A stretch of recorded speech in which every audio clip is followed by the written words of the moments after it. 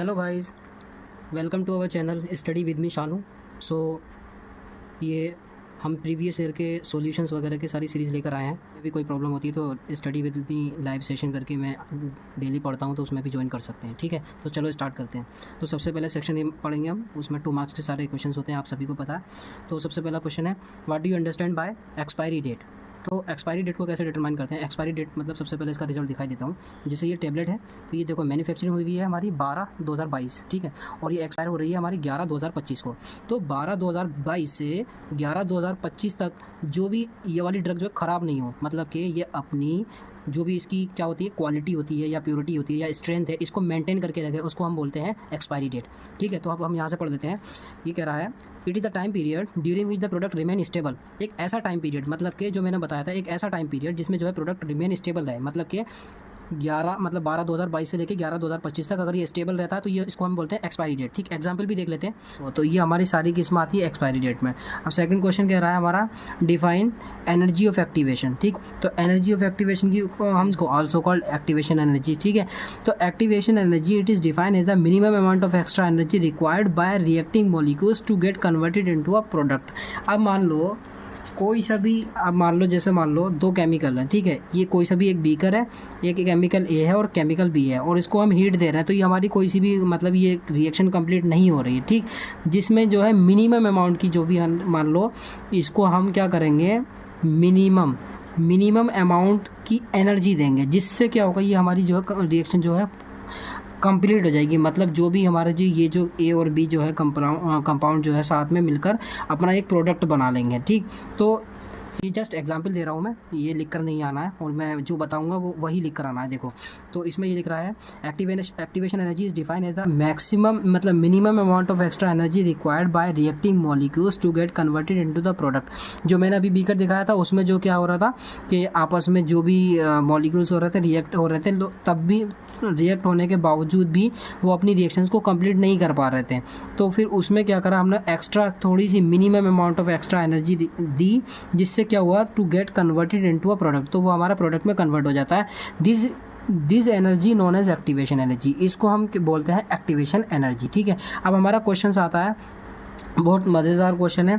इसमें कह रहा है, analyst the methods of particle size determination. जो भी हमारे पार्टिकल साइज होते हैं, अलग अलग पार्टिकल साइज होते हैं, कोई छोटा होता है, कोई बड़ा होता है, कोई इस तरीके का होता है। ठीक है, ये सारे इसके मेथड्स हमें बताने। तो methods of particle size determination, तो इसके जो है मैंने लिखा है माइक्रोस्कोपिक टेक्निक, और दूसरा लिखा है सीविंग टेक्निक, और लिखा है मैंने सेडिमेंटेशन टेक्निक्स। ठीक है, तो जितनी भी ये जो थे ना, ऑल अबव टेक्निक्स इन्वॉल्व्स इन पार्टिकल साइज डिटर्मिनेशन, तो मैंने लिख दिया। इसकी ट्रिक देख लेते हैं। एसएमएस करो उसको जो पार्टिकल साइज डिटरमाइन करेगा। मान लो कोई सा भी एक बंदा है, पार्टिकल साइज डिटरमाइन करना है, उसको डिटर्मिनेशन करना है, तो उसको एसएमएस करो, SMS, बस एसएमएस से याद कर लो, सारी चीज़ याद हो जाएगी। देखो मतलब क्या क्या कहना चाह रहा था मैं, जैसे एसएमएस बोला था मैंने, तो सीविंग टेक्निक, एस से सीविंग टेक्निक आ गया, एम से आ गया माइक्रोस्कोपिक टेक्निक, और दूसरे जो सेकंड एस है उससे आ जाएगा हमारा सेडिमेंटेशन टेक्निक। ठीक है, अब हमारा क्वेश्चन आते हैं फोर्थ क्वेश्चन। अब आता है पोरोसिटी और इसकी एप्लीकेशन क्या है। तो पोरोसिटी मतलब क्या होता है, void portion in a substance is called porosity.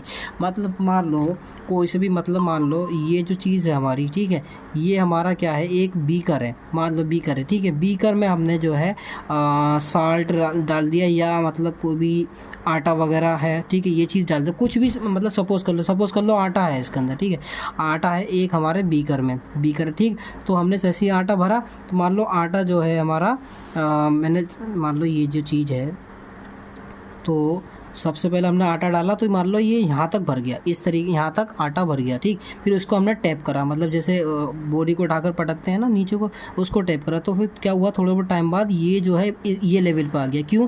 क्योंकि ये जो खाली जो स्पेस थी, इसको हम क्या बोलते हैं, वॉइड। ठीक है, ये वॉइड, तो वॉइड मतलब स्पोर्स, मतलब खाली स्पोर्स। ठीक, तो हमने इसको जब हमने टैप करा, तो वो जो आटा जो ऊपर जो था वो नीचे को आ गया, दबकर एकदम से क्लोज हो गया। पार्टिकल्स जो भी थे ना, पार्टिकल्स जितने भी थे, जो भी पार्टिकल्स थे, वो आपस में क्या है, बिल्कुल क्लोज आ गए। तो ठीक है। तो ये सारी चीज़ इसको हम बोलते हैं पोरोसिटी को। तो इसमें ये कह रहा है porosity and its application. Porosity मतलब void portion in a substance is called porosity. तो वॉइड पोर्शन मैंने आपको बता ही दिया था कि वॉइड पोर्शन क्या है। वॉइड पोर्शन यही है जो हमने पहले आटा यहाँ तक था हमारा, उसको हमने टैप करा, उसको हमने मतलब ठोका इस तरीके से, ज़मीन पर पटका, जो भी करते हैं, ठीक। तो ये आटा का पोर्शन कहाँ तक आ गया, यहाँ तक आ गया, ठीक। तो इस खाली पोर्शन को क्या बोलते हैं, वॉइड बोलते हैं, क्योंकि उसमें जो खाली स्पेस होती है वॉइड की वजह से होती है, तो उसको हम बोलते हैं वॉइड पोर्शन, ठीक है। तो void portion in substance is called porosity, तो उसको हम पोरोसिटी बोलते हैं। तो porosity helps to predict the deformation properties during compression, shelf life etcetera. तो एक मैंने लिख दी थी डिफॉर्मेशन प्रॉपर्टीज ड्यूरिंग कंप्रेशन, ठीक है, और दूसरा लिख दिया फार्माकोकाइनेटिक्स बिहेवियर।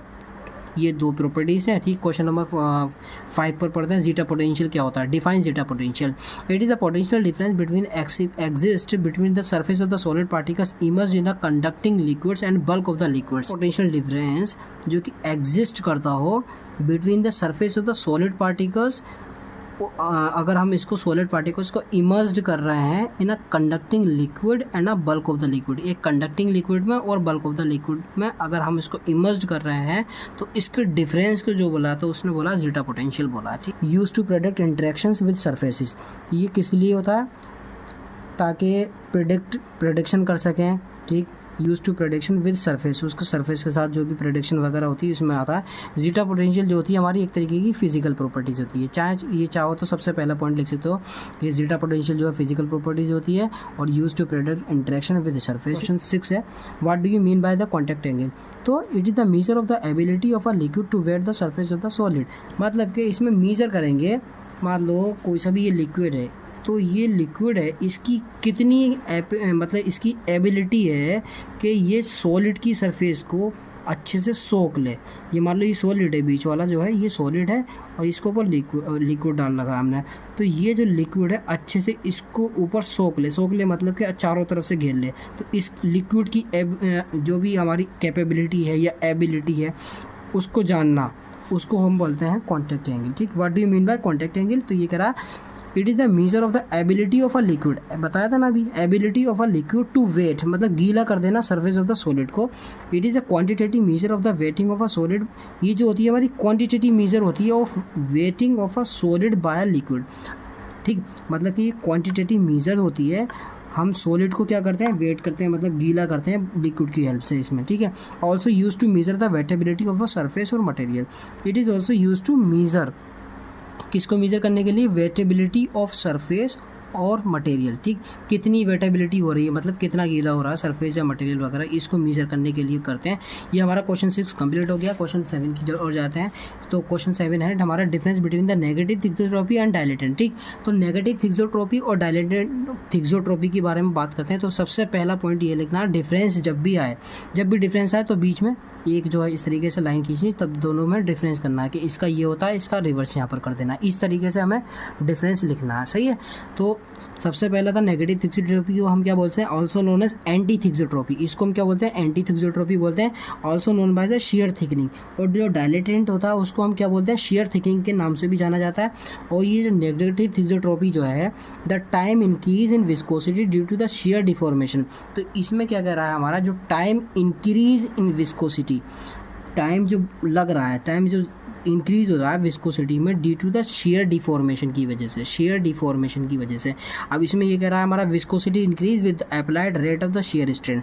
मतलब कि मान लो कोई सी भी चीज़ है, कोई सी भी मतलब लिक्विड वगैरह है, अगर हम उसमें स्ट्रेस अप्लाई कर रहे हैं, उसमें स्ट्रेस अप्लाई कर रहे हैं किसी भी लिक्विड में, तो विस्कोसिटी बढ़ रही है। विस्कोसिटी मतलब कि गाढ़ापन, ठीक। Viscosity increase with applied the rate of the shear strain. यहाँ पे विस्कोसिटी इंक्रीज हो रही है और इसमें क्या हो रहा है, the time increase in viscosity due to the shear deformation. इसमें जो है टाइम इंक्रीज हो रहा है विस्कोसिटी का, मतलब कि अगर हमने शेयर अप्लाई करे, मतलब कि स्ट्रेस अप्लाई की, तो स्ट्रेस अप्लाई करने से क्या हो रहा है, विस्कोसिटी बढ़ने में टाइम इंक्रीज हो रहा है उसका, ठीक है।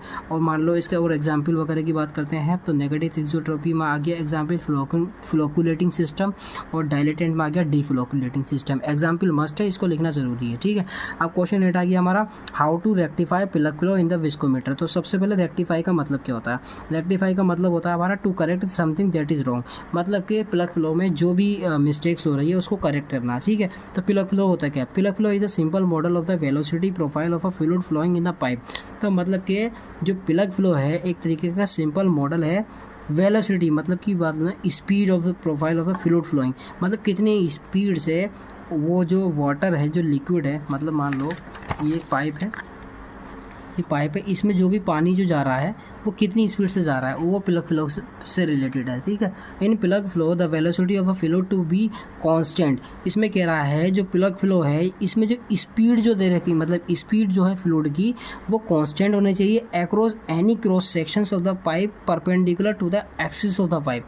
मतलब कि कह रहा है जो भी हमारी वेलोसिटी ऑफ द फ्लूइड है वो हमारी कांस्टेंट होनी चाहिए across the any cross section of the pipe, मतलब क्रॉस सेक्शन एनी पाइप, मतलब ये पाइप है, ठीक है। कोई से भी अगर क्रॉस सेक्शंस हो रहे हैं, कोई एनी क्रॉस सेक्शन, जैसे मान लो लिक्विड बह रहा है इसके अंदर, ठीक है, तो लिक्विड बहते बहते बीच में जो भी क्रॉस सेक्शंस आ रहे हैं, ठीक है, बीच में जो भी क्रॉस सेक्शन आ रहे हैं तो उसमें जो है पाइप जो है परपेंडिकुलर होना चाहिए to the axis of the pipe. सही है, ये कह रहा है जो भी लिक्विड जा रहा है वो परपेंडिकुलर होना चाहिए to the axis of the pipe. ये हमारी एक्सिस ऑफ द पाइप है ना, पाइप की एक्सिस ये जा रही है, तो इसी के एक्सिस ऑफ द पाइप की जो लिक्विड जो फ्लो हो रहा है, ये वाला लिक्विड है और ये हमारा पाइप है, एक्सिस ऑफ द पाइप, तो इसके फ्लो जो हो रहा है वो हमारा इसमें आता है, ठीक है। या give example of the non ionic and cationic surfactant. तो सबसे पहले हमने सर्फेक्टेंट पता लगा लेना है कि क्या होता है। तो सर्फेक्टेंट तो आप सभी को पता है कि घर में जो यूज़ करते हैं, निरमा वगैरह जो भी यूज़ होता है कपड़े धोने के लिए, ये सारी चीज़ होती है सर्फेक्टेंट में आता है। इसको हम सरफेस एक्टिव एजेंट भी बोलते हैं। तो surfactants are the substance such as detergent तो पता ही होगा, डिटर्जेंट को बोलते हैं, which is use to reduce the surface tension. ये क्या करते हैं, सरफेस टेंशन को रिड्यूस कर देते हैं, जिसकी वजह से क्या होता है, वेटेबिलिटी इंक्रीज हो जाती है, ठीक है। जो क्या होता है इसमें, मान लो ये कपड़ा है, सही है, ये कपड़ा है, क्लॉथ है, ये क्लॉथ, ठीक। तो हमने क्या करा, इस क्लॉथ में हमने सरफेस एक्टिव एजेंट डाले प्लस वाटर भी डाला, तो इसकी मदद से सरफेस एक्टिव एजेंट, ये वाला जो सरफेस एक्टिव एजेंट जो था, इसकी हेल्प से जो वाटर जो है ना अच्छे से इसको सोख लेगा, ठीक है। इसकी जो है कपड़े की वेटेबिलिटी इंक्रीज कर देगा। तो ये जब हमारी वेटेबिलिटी इंक्रीज़ हो जाएगी तो जो भी हमारा कपड़े में जो भी डस्ट होगी, मान लो कोई से भी कपड़े में अगर डस्ट है तो वो क्या होगी हमारी, वो कम हो जाएगी। डस्ट जो है वो मतलब कि रिमूव आउट होना स्टार्ट हो जाएगी। जैसे मान लो एग्जांपल की बात करते हैं, एग्जांपल देने थे बट मैंने सर्फेक्टेंट्स की डेफिनेशन भी बता दी ताकि आप लिख सको। तो सबसे पहले नॉन आयनिक सर्फेक्टेंट की बात करते हैं। तो नॉन आयनिक के एग्जाम्पल आ गए, सिटाइल एल्कोहल आ गया, stearyl alcohol, Brij glyceryl laurate आ गया। अब कैटायनिक की बात करते हैं, बेंजोइल क्लोराइड आ गया, सेट्रीमोनियम ब्रोमाइड। ये एग्जाम्पल मस्ट है, याद कर लेना, कोई सी भी ट्रिक वगैरह अपनी बना लेना, ठीक है। तो सबसे पहले क्या था, cetyl alcohol, sterile alcohol, cetyl sterile, ये दोनों एक जैसे है ना, एल्कोहल दोनों है, तो सिटाइल एल्कोहल, स्टीराइल एल्कोहल। एक हो गया हमारा ब्रिज, ठीक, इतना याद कर लेना, 3 इसके एग्जाम्पल याद कर लेना और इसको याद कर लेना। बेंजल कोनियम क्लोराइड कैटायनिक से, जैसे सी बी, मतलब सारे देखो एक जैसे लग रहे हैं, बी के बाद सी आता है, तो इस तरीके से याद कर लेना, ठीक है। तो बी के बाद क्या आता है, दोनों सी लिख रहे हैं, ठीक। तो कैटायनिक में बात करना बेंजल कोनियम क्लोराइड और सेट्रीमोनियम ब्रोमाइड, ठीक। अब हम पढ़ेंगे, लास्ट क्वेश्चन रह गया है, question number 10, define the surface free energy. तो सरफेस जो भी होता है हमारा, the surface layer of a liquid, मान लो कोई सी भी लिक्विड है उसकी सरफेस लेयर की बात होती है, possesses the additional energy as compare to the bulk liquid. तो जो भी हमारी जो सरफेस जो होती है लेयर की, वो एक एडिशनल लेयर, ये होगी हमारी लिक्विड की सरफेस, ठीक है। ये क्या है, हमारी लिक्विड की सरफेस है। तो ये कह रहा है the surface layer of a liquid possesses additional energy as compare to the bulk liquid, ठीक। तो इसमें जो होती है एडिशनल एनर्जी होती है as compare to the bulk liquid, मतलब नीचे जो है बल्क में लिक्विड है, ठीक है। तो इस वाली जो सरफेस होती है इसमें एडिशनल एनर्जी होती है। तो ये कह रहा है हमारा सरफेस फ्री एनर्जी को एक्सप्लेन करने के लिए कि जो surface layer of the liquid possesses additional energy as compare to the bulk liquids. This energy increase when, ये जो एनर्जी हो इंक्रीज हो जाती है when the surface of the same mass of a liquid, जब surface of the same mass, मतलब surface of the same mass of the liquid increases, मतलब कि कोई से भी एक सरफेस है जिसका सेम मास है, ठीक है, अगर वो इंक्रीज हो रही है and therefore call the surface energy, उसी को हम बोलते हैं सरफेस फ्री एनर्जी, ठीक है। तो ये क्या हो गया हमारा 2 marks solution finished, please appreciate your से, मतलब कि एप्रिसिएशन मस्ट है। अगर आप लोग पढ़ रहे हो, अपने आप को कोस रहे हो, ये सारी चीज़ें बहुत गलत हैं, ठीक है। तो हमें अपने आप को अप्रिसिएशन करना चाहिए, जिससे कॉन्फिडेंस डेवलप होगा आप लोगों का और स्टडी में भी हेल्प होगी, ठीक। तो ये हमारे 2 मार्क्स के सॉल्यूशंस कंप्लीट होते हैं and thank you so much. अब 10 मार्क्स का सॉल्यूशन देख लेते हैं। सबसे पहले इसमें क्वेश्चन है डिफाइन टोनिसिटी और enumerate the different methods for adjusting the tonicity. तो टोनिसिटी की बात करते हैं, एक ability of an extra cellular solution. Extra cellular मतलब बाहर का जो होता है, एक्स्ट्रा मतलब बाहर, एक्स्ट्रा सेलुलर मतलब बाहर, एक्स्ट्रा सेलुलर सॉल्यूशन मतलब ability of an extra cellular solutions to enable the waters to migrate into और out of the cell via osmosis. Osmosis एक आपने फेनोमेना पढ़ा होगा, मतलब कि इसमें क्या होता है, मतलब हाई कंसंट्रेशन से लोअर कंसंट्रेशन की तरफ जो होता है, ये जो ऑस्मोसिस का फेनोमेना वो आपने पढ़ा होगा। तो मैं इसको बार बार क्वेश्चन को रिपीट इसलिए कर रहा हूँ ताकि आपके माइंड में जो है ये चीज़ स्टक हो जाए, एक तरीके से माइंड में आ जाए, ठीक। तो ये कह रहा है ability of an extra cellular solutions to enable water, मतलब एक ऐसी एबिलिटी, ठीक, किसकी एबिलिटी, एक्स्ट्रा सेलुलर सॉल्यूशन की, ताकि वो इनेबल मतलब कि जारी कर सके वाटर को माइग्रेट मतलब मूवमेंट करने के लिए इनटू, या तो अंदर या आउट या तो बाहर ऑफ द सेल, कोई भी एक सेल है या तो उसके अंदर जाने के लिए या उसको बाहर निकलने के लिए उसको इनेबल करे, उसको हम बोलते हैं ओस्मोसिस, विया ओस्मोसिस के थ्रू, तो उसको बोलते हैं tonicity. This is called tonicity. और टोनिसिटी किस लिए यूज़ होता है, तो पहला पॉइंट ये लिख देना, ठीक। दूसरा पॉइंट ये लिखना, तीसरा पॉइंट लिखना, tonicity is used as a measure of external environment.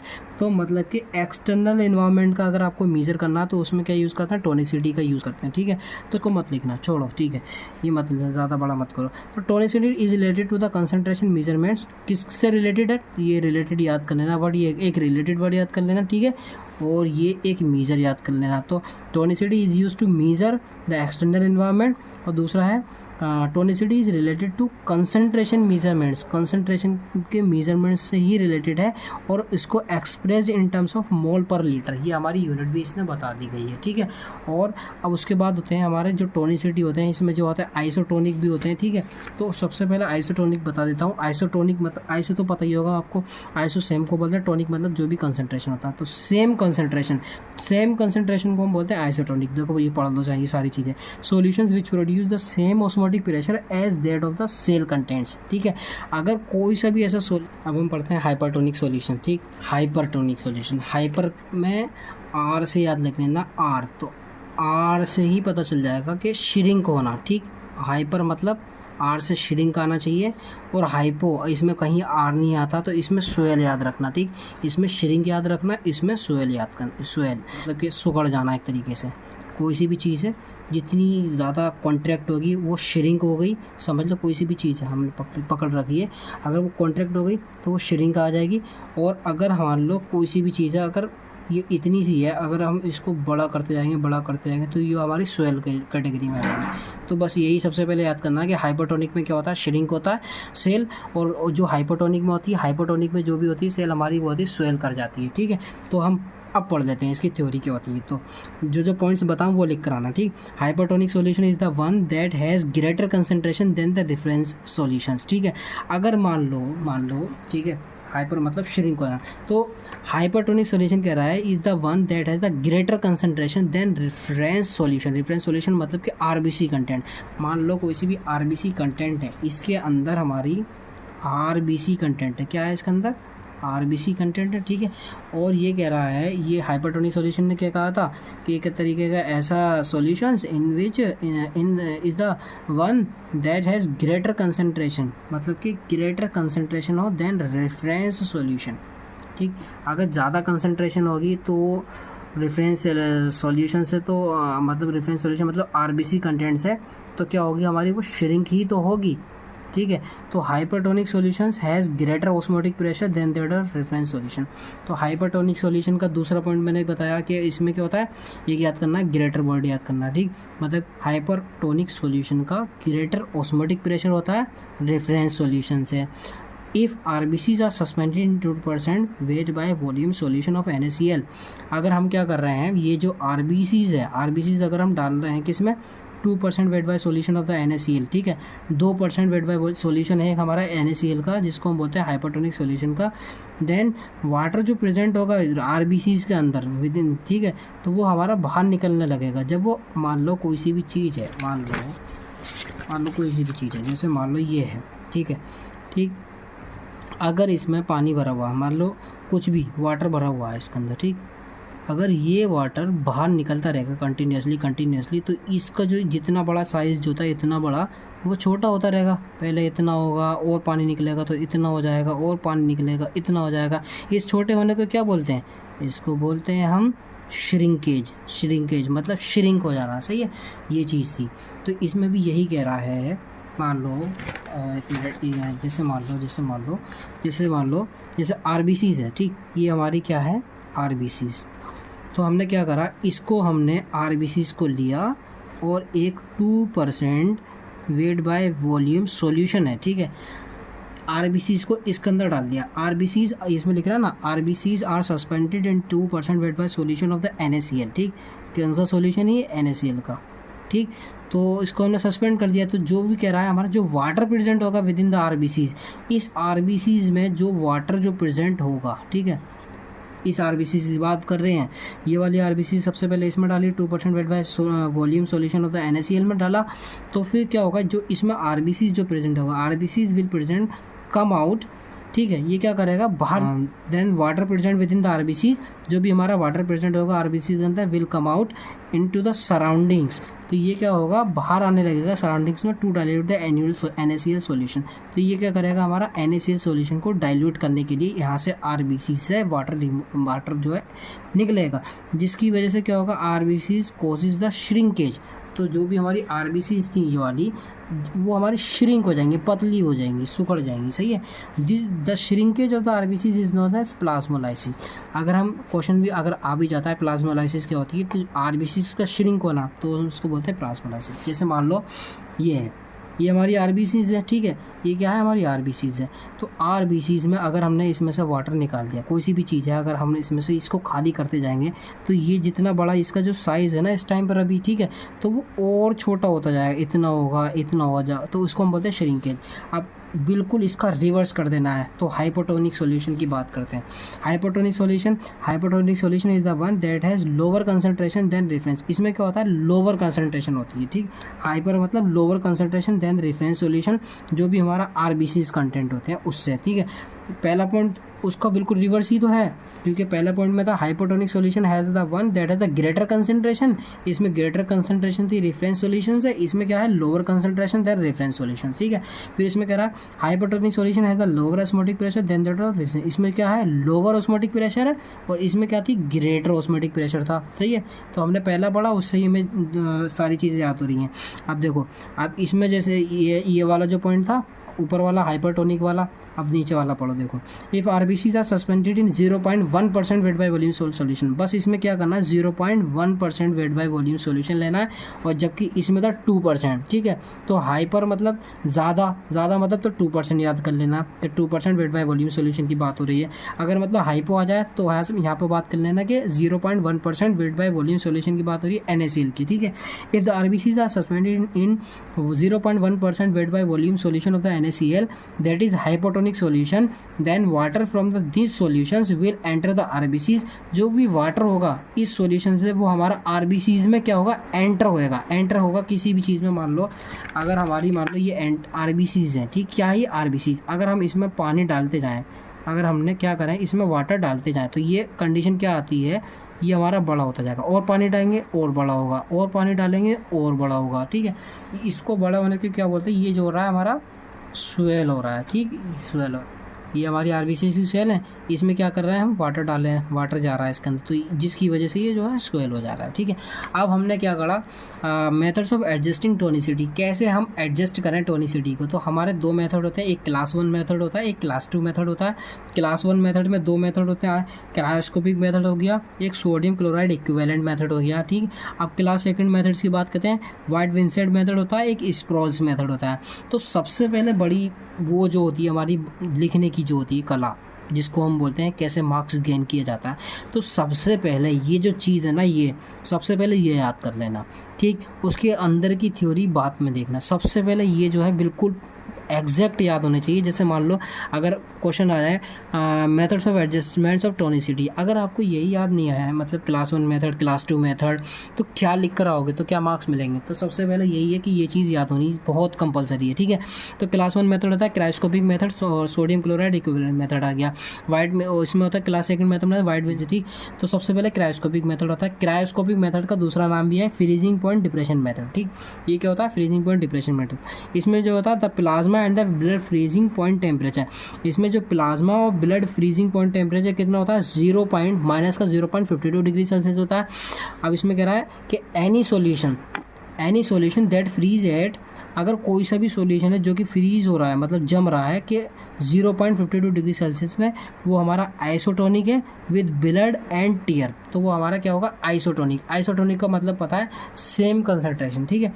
तो फिर ये हमारा ये जो है फॉर्मूला भी दे रखा है, अगर लिखना चाहो लिख सकते हो। जैसे मान लो ये W इक्वल टू, मार्क्स अच्छे मिल जाएंगे इससे, जैसे W equal to 0.52 minus A/B, तो A था ना, तो A ऊपर कर दिया, B नीचे कर दिया, ठीक। तो अब हमने देखेंगे W क्या है, वेट ऑफ द सब्सटेंस का वेट क्या है, ये से पता लगाएंगे। ये जो हमारा depression of the freezing point of water produced by the medicament already in the solution, ठीक है। और B क्या है हमारा? Depression of the freezing point of water produced by 1% wait by volume solution, wait by volume of the added substance, ठीक। तो ये ज़रूरी नहीं है, लेकिन अगर फॉर्मूला लिखना चाहो तो लिख सकते हो। और ये जो चीज़ है थोड़ी बहुत इसमें से जो भी पॉइंट्स अच्छे लगे वो निकाल के लिख सकते हो, लेकिन मेन चीज़ यही है कि ये जो मेथड्स हैं, ये सारे ये क्लास 1 क्लास 2 मेथड्स हैं, इसको हमें याद ही रखना चाहिए, ठीक है। तो हमारा क्रायोस्कोपिक मेथड हो गया। पहले पॉइंट यही लिख देना कि फ्रीजिंग, इसको क्रायोस्कोपिक मेथड को क्या बोलते हैं? फ्रीजिंग पॉइंट डिप्रेशन मेथड बोलते हैं। और जो भी हमारा इसमें प्लाज्मा और ब्लड फ्रीजिंग पॉइंट टेम्परेचर है वो इतना है, और जो कोई सा भी सोल्यूशन हो जो भी हमारा फ्रीज हो रहा है इतने टेम्परेचर पे, वो हमारा आइसोटोनिक होगा विद ब्लड और टीयर के साथ, और इसका फॉर्मूला लिख देंगे। अब उसके बाद हमने क्रायोस्कोपिक मेथड पढ़ लिया, अब पढ़ेंगे सोडियम क्लोराइड इक्विवेलेंट मेथड, ठीक। तो फिर आता है हमारा सोडियम क्लोराइड इक्विवेलेंट मेथड। तो sodium chloride equivalent method of a drug is the amount of the sodium chloride that is equivalent to the 1 gram of the drug. तो इसमें ये कह रहा है इक्विवेलेंट मतलब कि एक समान, ठीक। तो कह रहा है sodium chloride equivalent of a drug is the amount of the sodium chloride, मतलब NaCl मान लो, सोडियम क्लोराइड NaCl को बोलते हैं, अमाउंट होता, अमाउंट ऑफ NaCl की बात हो रही, जो कि हमारा equivalent to the 1 gram of the drug, ठीक। तो ये सोडियम क्लोराइड इक्विवेलेंट की बात आ रही, तो इसमें इक्विवेलेंट मतलब कि मिलता जुलता एक, ये जो है मान लो कोई सा भी, मान लो जैसे इक्विवेलेंट मतलब कि इक्वल टू समझ लो, इक्वल टू, ठीक है, इक्वल टू समझ लो, मतलब कि NaCl equal to 1 gram of the drug, ठीक, ये चीज़। तो इसमें यही कह रहा है, देख लो कि sodium chloride equivalent of a drug is the amount of the sodium chloride that is equivalent to the 1 gram of the drug. The percentage of the sodium chloride required for adjusting the isotonicity can be calculated using the formulas. जो भी हमारा percentage है, जो भी हमारा percent of sodium chloride, मान लो कोई सी भी सोडियम क्लोराइड के परसेंट है, जो भी रिक्वायरमेंट हो रही है आइसोटोनिसिटी को एडजस्ट करने के लिए, तो उसको हम कैसे कैलकुलेट करते हैं? तो ये PSA equal to 0.9 minus PSM into E of the medicament, ठीक। तो PSM क्या है? सबसे पहले percent strength of medicament, PSA क्या है हमारा? Percent of sodium chloride for adjustment of isotonicity. और ये जो जितनी भी अबव इक्वेशन है, above equation is used to calculate the amount of adjusting the substance NaCl required for making the solution isotonic. मतलब कि कह रहा है NaCl को यूज़ करके क्या करना है, हमें आइसोटोनिक सॉल्यूशन बनाना है। तो ये जो है अबव इक्वेशन इसी के लिए हेल्पफुल है, और 100 ml सॉल्यूशन के लिए ये हमारा वैलिड होता है, ठीक। अब क्लास सेकंड मेथड की बात करते हैं, तो उसमें आता है वाइट विंसेंट मेथड। ये ज़्यादा लेंथी हो गया, अपने अकॉर्डिंग चाहे इसको मान लो, जैसे मान लो ये क्लास 1 मेथड था, तो क्लास 1 मेथड में से एक लिख दिया, क्रायोस्कोपिक मेथड लिख दिया, ठीक है। और क्लास सेकंड मेथड्स में से कोई सा भी एक लिख दिया, लेकिन लिखना दोनों में से ये मत करना कि क्लास 1 मेथड के ही दोनों लिख दिए और क्लास सेकंड मेथड का एक भी नहीं लिखा है, ऐसा नहीं करना है, सही है। अब वाइट विंसेंट मेथड आ गया, ठीक। तो ये हमारा जो होता है, ये जो मेथड होता है, this method involves the addition of the water to the given amount of the drugs to make the isotonic solution. इसमें क्या करते हैं, इसमें एडिशन करते हैं, किसका एडिशन करते हैं? वाटर का एडिशन करेंगे to the given amount of the drug में, ठीक है। मान लो ये हमारी ड्रग है, ठीक, इसमें, और ये हमारा क्या है? वाटर है, ठीक। इस वाटर को क्या करते हैं? इस ड्रग में ऐड करते हैं, ये क्या थी? हमारी ड्रग, ठीक। वाटर को ड्रग में ऐड करते हैं, किसके लिए ऐड करते हैं? ताकि वो हमारा आइसोटोनिक हो जाए, सही है। और ऊपर वाले में क्या था हमारा सॉल्यूशन। ये जो होता है हमारा जो वाइट विंसेंट मेथड होता है, done by the addition of the some other isotonic solution.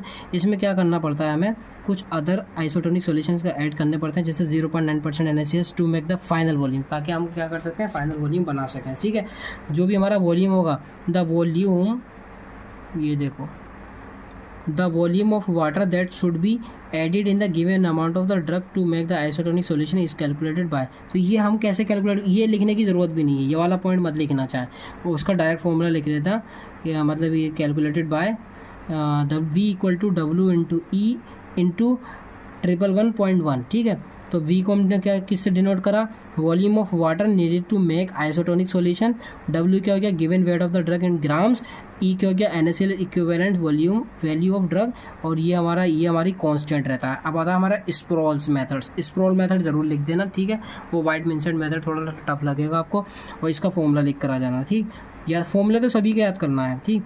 It is the simplification of white Vincent method in which, ये जो क्या है स्प्रॉल मेथड जो है उसका सिंप्लीफिकेशन है, जो हमारा वाइट विंसेंट मेथड था ऊपर वाला, उसका जो है सिंप्लीफिकेशन है ये। It is the simplification of white Vincent method in which the values of the V की बात करते हैं, जिसमें क्या होता है, जो वी की वैल्यू होती है for the drug of fixed weight, ठीक, आर कंप्यूटेड एंड कंस्ट्रक्टेड। इसमें क्या करते हैं, कंप्यूटेड करेंगे उसको क्या, और कंस्ट्रक्ट करेंगे उसको, बनाए उसको हम क्या करेंगे, कंस्ट्रक्टेड करेंगे। This method used for the ophthalmic and parenteral solution. ये जो हमारा स्प्रॉल्स मेथड है, जैसे जीपेट वगैरह में अगर क्वेश्चंस आए, स्प्रॉल्स मेथड इज रिलेटेड टू, तो हमारा किसके लिए रिलेटेड होता है वो ऑप्थेल्मिक एंड पेरेंटल सॉल्यूशन के लिए।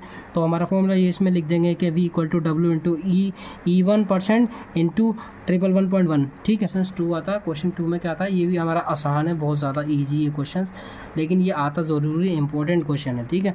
Explain the different categories of the non nutrient fluid based on the different patterns of the program. तो सबसे हमें एक्सप्लेन करना है अलग अलग categories of non nutrient fluid based on the different pattern of the program, ठीक। तो सबसे पहले बात करते हैं कि non Newtonian fluids are fluids एक ऐसे फ्लूइड्स होते हैं जो कि हमारा फॉलो नहीं करते हैं न्यूटन्स लॉ को। जो न्यूटन्स लॉ को फॉलो ना करे वो नॉन न्यूटोनियन फ्लूइड होगा, ठीक है। इट स्टेट्स दैट कि shear stress of the fluid is directly proportional to the shear rate. कह रहा है हमारा जो शेयर स्ट्रेस जो होती है हमारी फ्लूइड की, वो directly proportional to the shear rate. मान लो ये एक हमारा टूथपेस्ट है, ठीक है, ये हमारा क्या है, टूथपेस्ट। जैसे ही बनाया मैंने, तो हमने क्या करा, इसको दबाया। यहाँ से जब हम इसको दबाएंगे, मान लो इसको दबाएंगे, अगर हमने यहाँ से इसको दबाया और फिर यहाँ से क्या टूथपेस्ट निकलना स्टार्ट होगा, ठीक है। जितना हम क्या करेंगे, शेयर स्ट्रेस देंगे, मान लो यहाँ पर हमने क्या किया, स्ट्रेस दिया, शेयर स्ट्रेस जितनी देंगे तो उतना ही यहाँ से क्या निकलेगा, ट्यूब जो है निकलेगा। ट्यूब बोल लो या क्रीम बोल लो, तो वहाँ से उतना ही निकलेगा। शेयर स्ट्रेस जितना देंगे उतनी यहाँ से क्रीम निकलेगी। तो ये चीज़ बोल रहा है कि it states that the shear stress of the fluid is directly proportional to the shear rate, ठीक। शेयर रेट बोलते हैं हम स्पीड, जितनी स्पीड से वो निकल रहा है, ठीक है।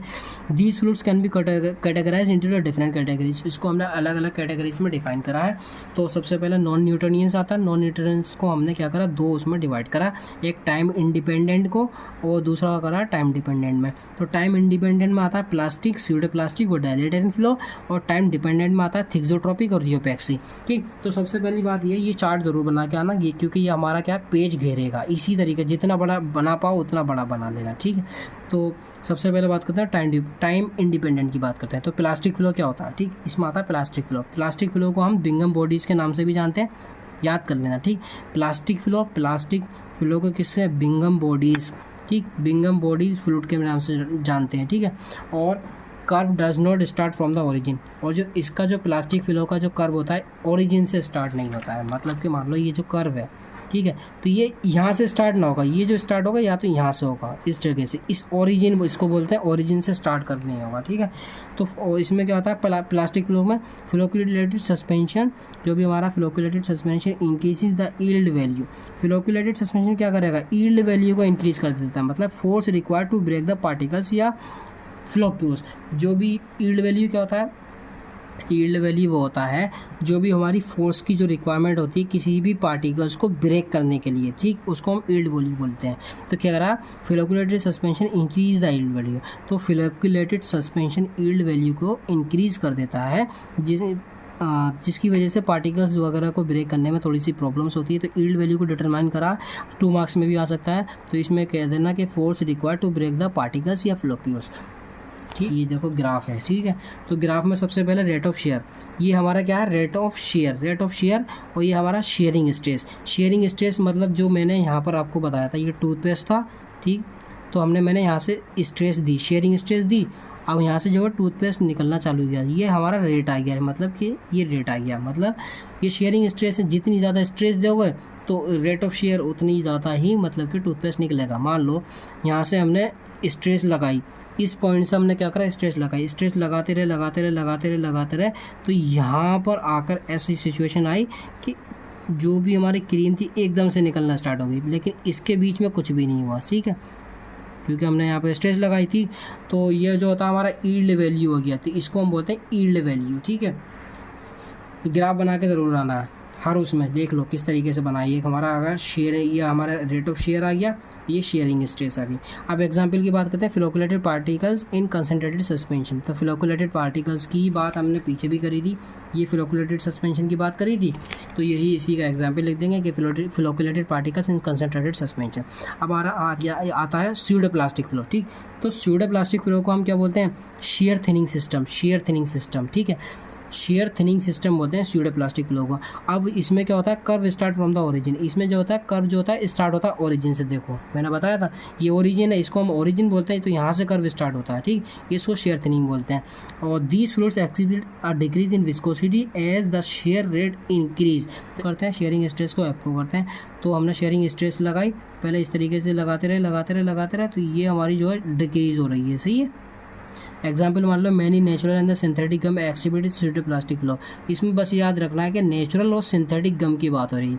तो नेचुरल एंड सिंथेटिक गम क्या करते हैं, प्लास्टिक फ्लो को देते हैं। एग्जाम्पल हमारा आ गया डायलेटेंट फ्लो, ठीक। ये इसको जो है कंपेयर भी कर लेना है, मतलब कि उसका जो कर्व था, मतलब प्लास्टिक फ्लो का जो भी हमारा प्लास्टिक फ्लो था, इसका कर्व जो था ये हमारा ओरिजिन से स्टार्ट नहीं हो रहा था, और इसका जो है ओरिजिन से स्टार्ट हो रहा है, मतलब स्यूडो प्लास्टिक फ्लो का। ये जो स्यूडो प्लास्टिक फ्लो है, इसका कर्व कहाँ से स्टार्ट हो रहा है, ओरिजिन से स्टार्ट हो रहा है, ठीक है। और हमने क्या करा, स्यूडो प्लास्टिक को हम शेयर थिनिंग के नाम से जानते हैं, और जो प्लास्टिक फ्लो था उसको हम बिंगम बॉडीज़ के नाम से जानते हैं। चलो डायलेटेंट फ्लो को हम भी क्या बोलते हैं, शेयर थिकनिंग सिस्टम। अब देखो हमने स्यूडो प्लास्टिक पढ़ा था, ये शेयर थिनिंग सिस्टम था, इसका जस्ट ये थिनिंग मतलब पतला और थिक मतलब मोटा, ठीक है, गाढ़ापन जो भी होता है, ये जो होता है शेयर थिकनिंग सिस्टम होता है। और ये जो कह रहा है curve start from the origin, इसका भी कर्व जो है स्टार्ट होता है ओरिजिन से ही स्टार्ट होता है, सही है। और by applying the shear stress, अगर इसमें क्या करते हैं, शेयर स्ट्रेस अप्लाई करते हैं, तो जो भी हमारी विस्कोसिटी होती है वो हमारी इंक्रीज़ हो जाएगी, इसमें विस्कोसिटी इंक्रीज़ हो जाएगी। तो विस्कोसिटी इंक्रीज़ हो जाएगी, तो मतलब ये जो इंक्रीज़ का साइन था इधर को जा रहा है, तो इंक्रीज़ विस्कोसिटी इंक्रीज़। और अगर इधर को जा रहा है उल्टा, ये जो जा रहा है देखो, ये जो चीज़ इधर को जा रही है, तो ये हमारा क्या है, डिक्रीज़ का साइन है, मतलब these fluids exhibit a decrease in viscosity as the shear rate increase. ये हमने स्यूडो प्लास्टिक फ्लो में पढ़ा था, ठीक। तो और ये जो पढ़ा था हमने डायलेटेंट में पढ़ा, डायलेटेंट में क्या करा, by applying the shear stress ये की, ठीक है। अगर हमने शेयर स्ट्रेस ये वाली है, शेयर स्ट्रेस अप्लाई करेंगे तो जो भी हमारी विस्कोसिटी होगी हमारी वो इंक्रीज़ हो जाएगी। तो इसका एग्जांपल लिख दिया, suspension of starch in water. अब आते हैं हमारे टाइम डिपेंडेंट की। तो हमने अभी तक क्या पढ़ा था, टाइम, ये हमने पढ़ लिए ये वाले हमारे सारे होगा टाइम इंडिपेंडेंट वाले, मतलब प्लास्टिक, स्यूडो प्लास्टिक और डायलेटेंट फ्लो वाला हो गया। अब टाइम डिपेंडेंट वाले पढ़ने, थिक्सोट्रोपी और रियोपैक्सी, ठीक है। तो थिक्सोट्रोपी क्या है, ये हमारा थिक्सोट्रोपी जो है हमारा शेयर थिनिंग सिस्टम है। इसमें क्या होता है, जेल सोल जेल फेनोमेना होता है। ये जो होता है हमारा जेल सोल जेल बना, सोल बना, फिर जेल, दोनों साइड जो है जेल होना चाहिए, बीच में सोल होना चाहिए, ये हमारा थिक्सोट्रोपिक में आता है, ठीक है। तो मतलब अभी मान लो ये जेल है, तो इसकी विस्कोसिटी तो ज़्यादा होगी इस टाइम पर, क्योंकि ये जेल है, विस्कोसिटी मतलब गाढ़ापन ज़्यादा होगी। लेकिन अगर हम इसको हीट कर देते हैं, हीट करने पर क्या होगा, वो हमारा थोड़ा सा पिघलेगा, मतलब उसमें ब्राउनिंग मूवमेंट वगैरह भी होगा, वो इधर अदर पार्टिकल्स जाएंगे क्योंकि हीट दे रहा है, जिसकी वजह से क्या होगा, विस्कोसिटी डिक्रीज हो जाएगी। डिक्रीज होने के बाद फिर अगर हम क्या करेंगे, फिर जो भी हमने शेयर स्ट्रेस लगाई थी उसको हम हटा लेंगे, ठीक है। जो भी हमने हीट दी थी तो यहाँ पर रिमूव कर देंगे, यहाँ पर सोल पे आके रिमूव कर देंगे। फिर जो रिमूव करने के बाद क्या होगा, वो दोबारा से जेल में कन्वर्ट हो जाएगा, ठीक है, क्योंकि वो चीज़ उसी में आ जाएगी, जिसकी वजह से हमारी विस्कोसिटी इंक्रीज हो जाएगी। ये हमारा थिक्सोट्रोपी का फेनोमेना होता है, जेल सोल जेल फेनोमेना। करना, ठीक है। इसमें जैसे ये करा, जैसे मान लो ये थ्योरी पढ़ लो, स्ट्रेस इज अप्लाइड, मान लो हमने स्ट्रेस अप्लाई करा तो विस्कोसिटी जो है डिक्रीज हो गई, सही है। तो सबसे पहले क्या हो गया, विस्कोसिटी डिक्रीज हो गई। However once the stress is removed, अगर हम स्ट्रेस रिमूव करते हैं, मतलब यहाँ से स्ट्रेस जो हमने रिमूव कर ली, ठीक है, so the fluid gradually returns towards original position, जो भी हमारा फ्लूइड जो होगा हमारा ओरिजिनल पोजीशन पर आ जाएगा, जो कि हमारी जेल पर था, विस्कोसिटी ज़्यादा थी। तो अगर हम यहाँ से स्ट्रेस रिमूव करते हैं तो विस्कोसिटी यहाँ पर आके ज़्यादा ही हो जा रही है। अब हमारा रियोपेक्सी की बात करते हैं। रियोपेक्सी, तो रियोपेक्सी क्या है, 2 मार्क्स में क्वेश्चन भी आ सकता है।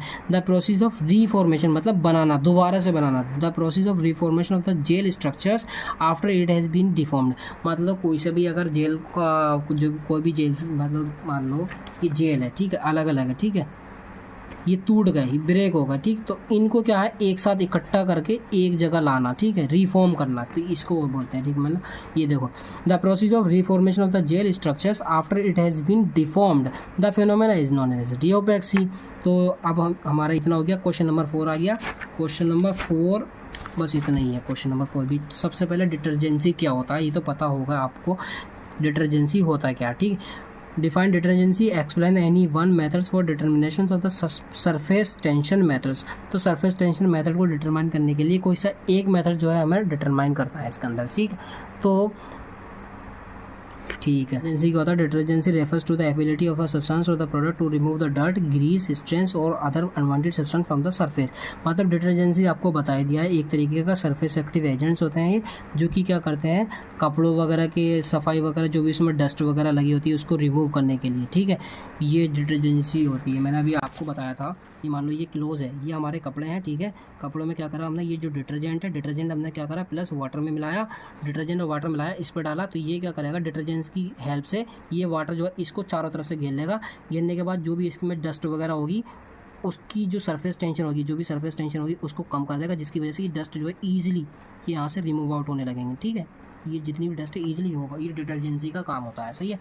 तो it is a measure of the cleaning effectiveness और cleaning power of a detergent और द क्लीनिंग एजेंट, ठीक है।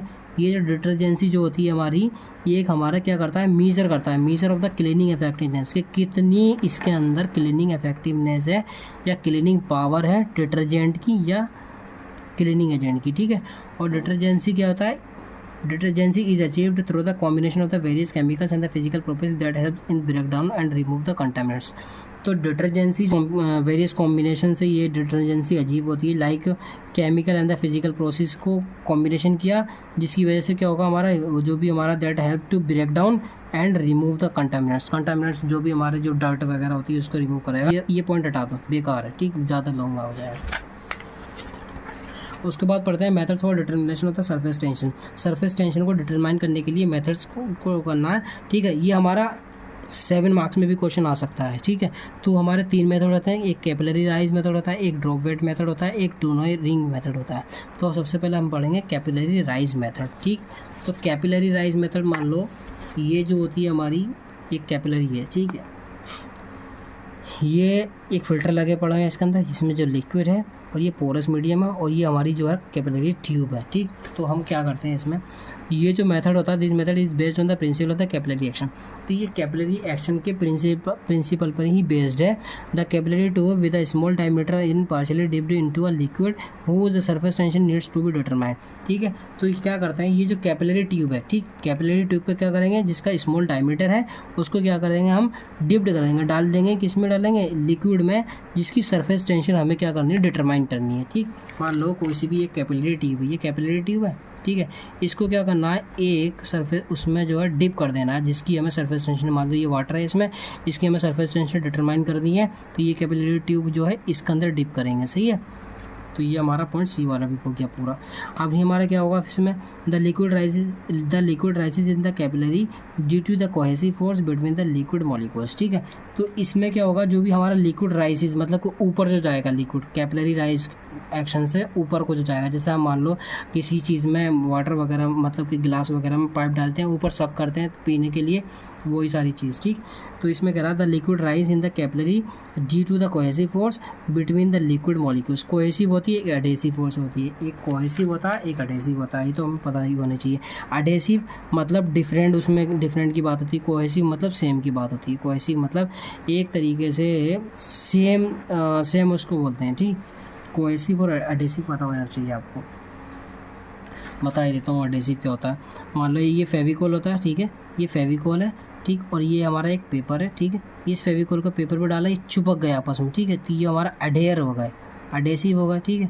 और कोहेसिव जो होते हैं हमारे वो सेम होते हैं, मतलब सेम। ये जो होता है, ये देखो फेविकोल अलग है, पेपर अलग है, दोनों अलग अलग की बात हो रही है, तो ये हमारा एडेसिव कैटेगरी में आता है, सही है। The liquid rises in the capillary due to the cohesive force. Cohesive force की वजह से क्या होता है, लिक्विड जो है राइसेस ऊपर को जाने लगता है between the liquid molecules. The height to which the liquid rises in the capillary is measured. मतलब जितनी हाइट से वो क्या, जितनी हाइट से, the height to which the light liquid rises, जितनी हाइट से लिक्विड जो है ऊपर को गया कैपिलरी, तो उसको हम क्या कर लें, उसको मेजर कर लेंगे, ठीक है। And the surface tension can be calculated using the formula. और सरफेस टेंशन कैसे मेजर करेंगे, S equal to F upon L. तो एस क्या होता है हमारा सरफेस टेंशन, एफ फोर्स हो गया, एल लेंथ हो गया। The SI unit of the surface tension in newton पर मीटर, ठीक है। एसआई यूनिट ये ज़रूरी याद कर लेना, सही है। फिर उसके बाद ये सारा ये जो है हम डायग्राम वगैरह बना देंगे इस तरीके से, ठीक है। फिर उसके बाद ड्रॉप वेट मेथड पढ़ेंगे, ड्रॉप वेट मेथड। इसमें क्या करते हैं इसमें, in this method small volume of a liquid is allowed to form a drop at the tip of the tube और द नीडल, ठीक। ये हमारा ड्रॉप वेट मेथड आ गया। फिर उसके बाद आ गया डूनॉय रिंग मेथड। तो ये बहुत ज़्यादा लेंथी क्वेश्चन हो जाएगा, इसको आप देख लो गाइस, जैसे ही इसी तरीके से बहुत इजी लैंग्वेज में मैंने लिख रखा है, वो आराम से लिख कर आ जाना। देखो ये डूनॉय रिंग मेथड आ गया। इन this method platinum wire is attached into the loop.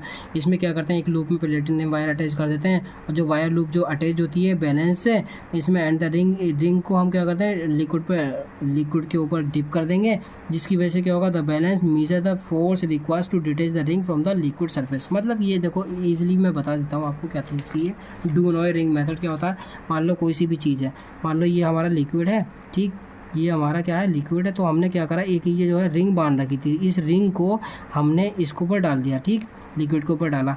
तो जब हम इसको उठाएंगे, इसको जो भी हमारी रिंग जो है, इसको जो उठाएंगे, तो उसमें उठाने में जितनी वो जो हो रही है, ये जो है, the balance measure the force required, जितनी भी फोर्स रिक्वायर्ड टू डिटेच, मतलब फोर्स रिक्वायर्ड, इसको उठाने में जितनी जो फोर्स लग रही है, इसको डिटेच करने से, मतलब कि इस तरीके से, मान लो ये वाटर था, तो इसको हमें ऊपर को उठाना है, ठीक, इस तरीके से, ये बिल्कुल डिटेच, इसको हम बोलते हैं, अलग हो गया ना, तो डिटेच बोलते हैं इसको। तो जो कह रहा है हमारा, the force required to detach the ring from the liquid surface, तो उसको ये द सरफेस, तो ये डूनॉय रिंग मेथड का ही मसला है, ठीक है। इसमें यही करते हैं, एक हमने कोई सी लिक्विड लिया, लिक्विड में क्या करेंगे, एक जो भी हमारी जो चीज़ है उसमें डिप कर देंगे। जब हम उसको उठाएंगे, जितनी फोर्स लग रही होगी उसको हम मेज़र कर लेंगे, तो वो हमारा डूनॉय रिंग मेथड आ गया।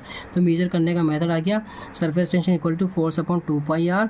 तो where the force is the force होता है, force required to detach the ring, ठीक है, और आर जो होता है हमारा रेडियस ऑफ द रिंग।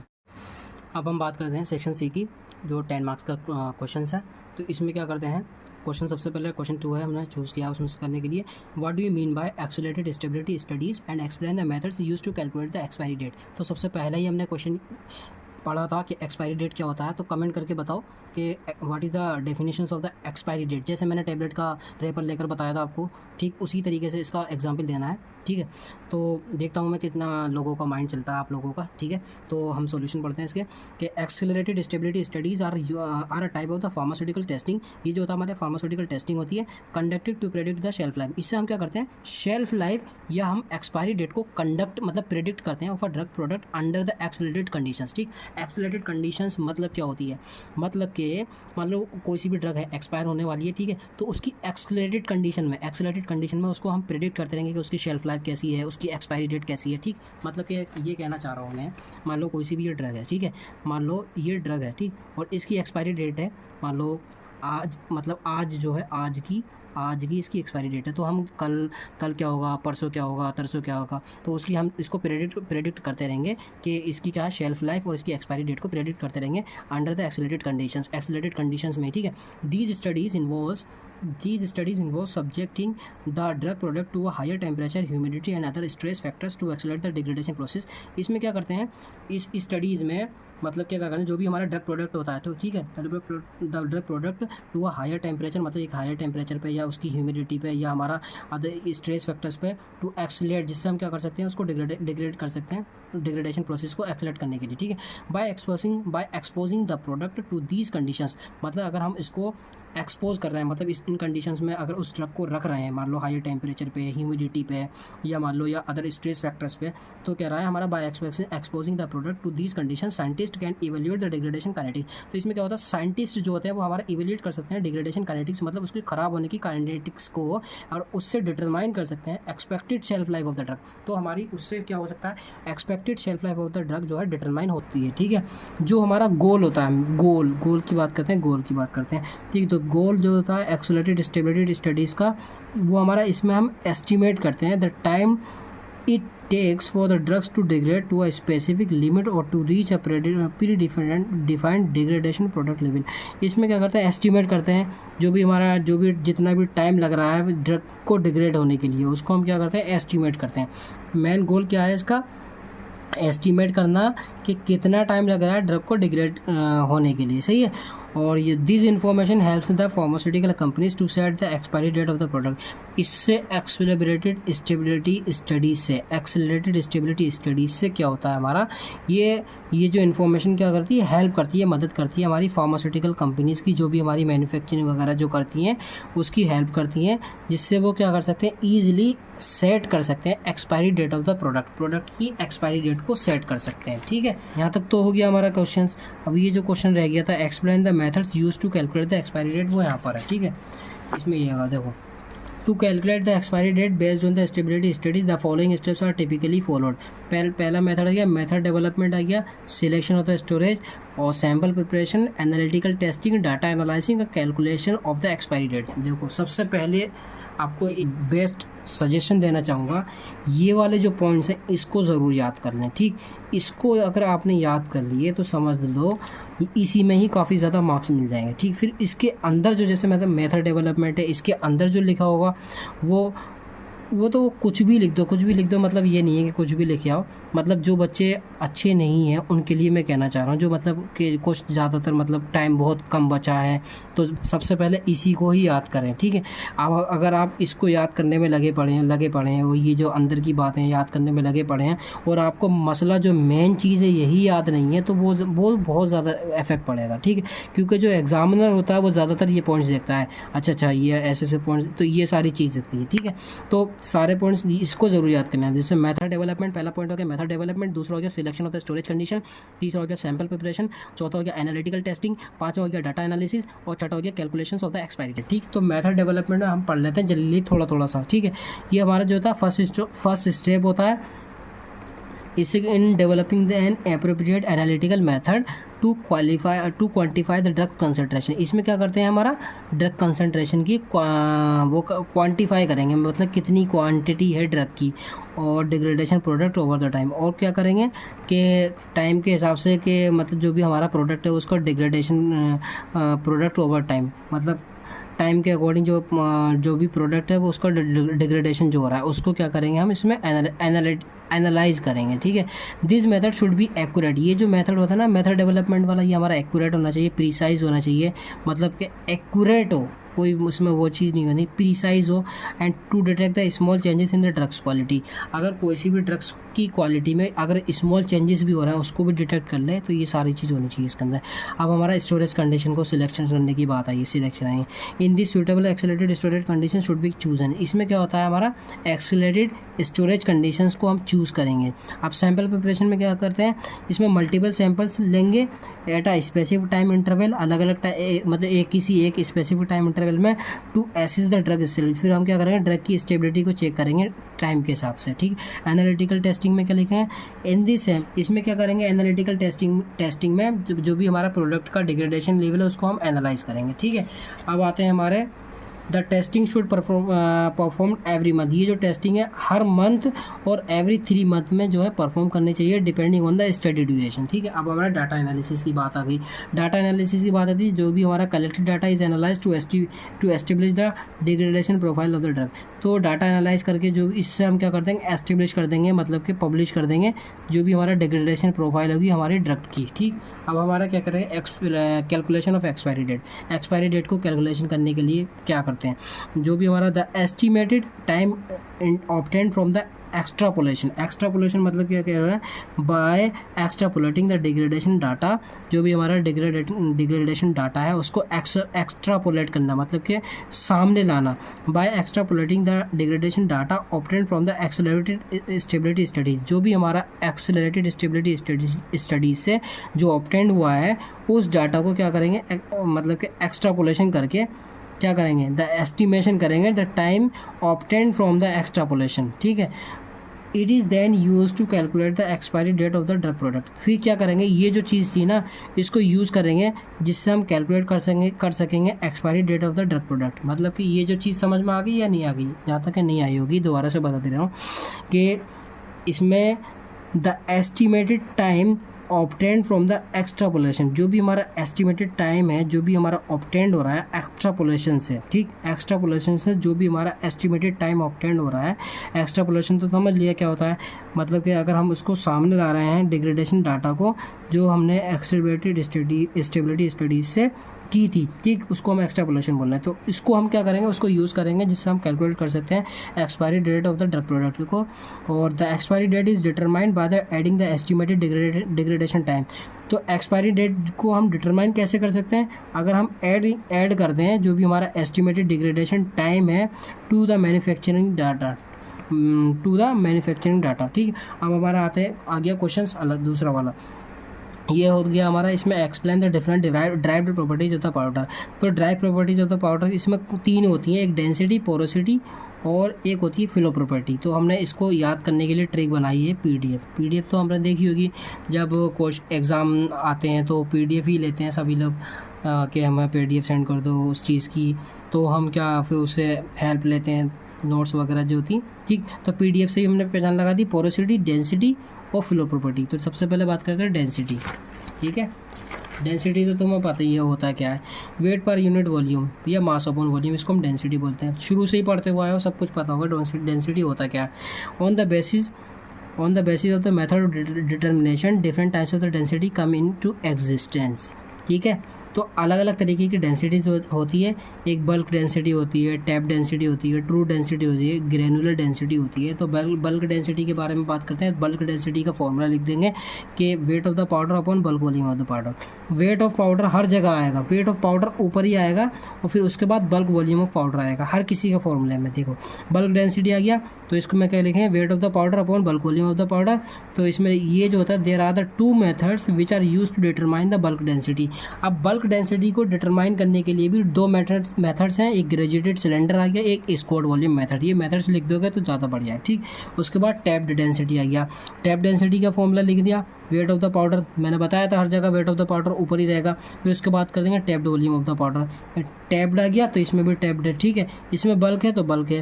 ठीक, अब टैपिंग 500, तो इसमें टैप डेंसिटी में क्या करते हैं, सबसे पहले 500 टाइम्स बार टैप करते हैं। मतलब मान लो ये जो है इसमें आटा भरा हुआ है, ठीक, उसको हम टैप करेंगे तो ये सबसे आटे का लेवल यहाँ पर आएगा।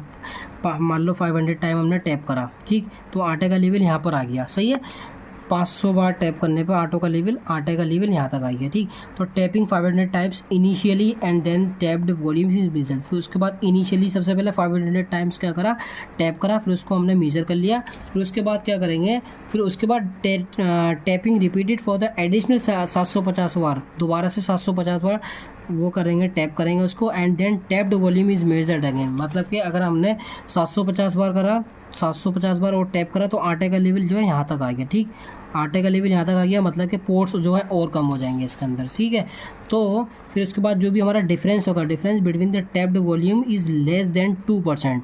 ठीक, जो भी फिर उन दोनों का जो डिफरेंस है वो लेस देन अगर 2% हो, अगर लेस देन 2% हुआ तो जो भी वॉल्यूम होगा is noted as the final tapped volume, ठीक है, उसको हम फाइनल टैप्ड वॉल्यूम को नोटिस कर लेंगे। अब हमारा आता है ट्रू डेंसिटी, तो ट्रू डेंसिटी में का भी देखो फॉर्मूला लिखते हैं, फॉर्मूला लिख दियो मार्क्स मिल जाएंगे। ट्रू डेंसिटी का फॉर्मूला क्या है, वेट ऑफ द पाउडर, हर जगह वेट ऑफ द पाउडर आएगा। अब ट्रू है तो true volume of the powder आ गया, ठीक है। इसके भी कुछ मेथड्स हैं इसको डिटरमाइन करने के लिए, लिखना चाहो लिख दो, नया लिखना चाहो मत लिखो, लेकिन लिख दो तो ज़्यादा इफेक्टिव है। जैसे मान लो हीलियम या हाइड्रोजन बोल लो, हीलियम गैस डिस्प्लेसमेंट मेथड आ गया, एक लिक्विड डिस्प्लेसमेंट मेथड आ गया। अब ग्रेनुलर डेंसिटी की बात करते हैं, तो ग्रेनुलर डेंसिटी जो होती है हमारी, उसका भी हमने फॉर्मूला लिख दिया। तो ग्रेनुलर पाउडर वेट, ठीक, हमने क्या करा, वेट ऑफ द पाउडर लिखा, तो यहाँ पर भी लिख सकते हैं वेट ऑफ पाउडर लिख सकते हैं, ग्रेनुलर ना लिख कर, लेकिन मैंने यहाँ पर ग्रेनुलर लिख दिया, कोई दिक्कत नहीं है। और अपन लिखेंगे ग्रेनुलर वॉल्यूम में, ठीक है। तो ग्रेनुलर वॉल्यूम क्या होता है, equal to true volume plus intra particles, ये हमारा ग्रेनुलर वॉल्यूम होता है, true volume plus intra particle, ठीक है। इसको जो है लिखना ज़रूरी नहीं है, लेकिन ये ज़रूर लिख देना, granular density equal to granular powder weight upon granular volume. फिर उसके बाद करते हैं पोरोसिटी। पोरोसिटी अभी हमने पढ़ा था कि वॉइड स्पेस मतलब खाली जगह, void portion in the substance या material is called the porosity. तो हमने बता दिया था कि मान लो ये हमारा एक कोई सा भी कैन, मतलब कोई से भी एक गिलास है, इसके अंदर हमने पाउडर भर रखा, ठीक है, ठीक। तो हमने सबसे पहले पाउडर भरा, ठीक। तो इसमें पाउडर में होंगे पोर्स वगैरह होंगे, खाली जगह जो होंगे काफ़ी ज़्यादा। इसको हम टैप करेंगे, टैप करने के बाद क्या होगा, ये इतना अंदर को ठूस जाएगा, मतलब कि एक तरीके से बहुत ज़्यादा क्लोज हो जाएंगे, ये बिल्कुल क्लोज हो जाएगा, ठीक। तो ये जो क्लोज हुआ, ठीक, ये क्लोज क्यों हुआ, क्योंकि इसमें जो थे पोर्स थे, वॉइड थे, खाली जगह थी, तो उसी को बोलना है पोरोसिटी। तो void portion in a substance या मेथड्स इज कॉल्ड पोरोसिटी। तो पोरोसिटी का फॉर्मूला भी होता है void volume upon bulk volume, porosity का फॉर्मूला। तो पोरोसिटी जो होता है हमारा बल्क वॉल्यूम में से ट्रू वॉल्यूम माइनस कर दोगे अपॉन बल्क वॉल्यूम, ये हमारा पोरोसिटी का फॉर्मूला होता है, ठीक है। इसको इस तरीके से भी लिख सकते हैं और इस तरीके से भी लिख सकते हो। हमारा बल्क वॉल्यूम है पूरा, ठीक, ये जो चीज़ है पूरा बल्क वॉल्यूम है। इसमें से क्या करेंगे, ट्रू वॉल्यूम, जो ट्रू जो है मतलब मेन चीज़ जो है उसको माइनस कर दें, ठीक है। ट्रू वॉल्यूम का जो मेन चीज़ है उसमें माइनस कर दें और डिवाइड कर दें इस पूरे बल्क से, ठीक है। तो ये जो होता है हमारा पोरोसिटी आ जाएगी। अब फ्लो प्रॉपर्टी की बात करते हैं। These properties can be measured by the cars index and angle of reports.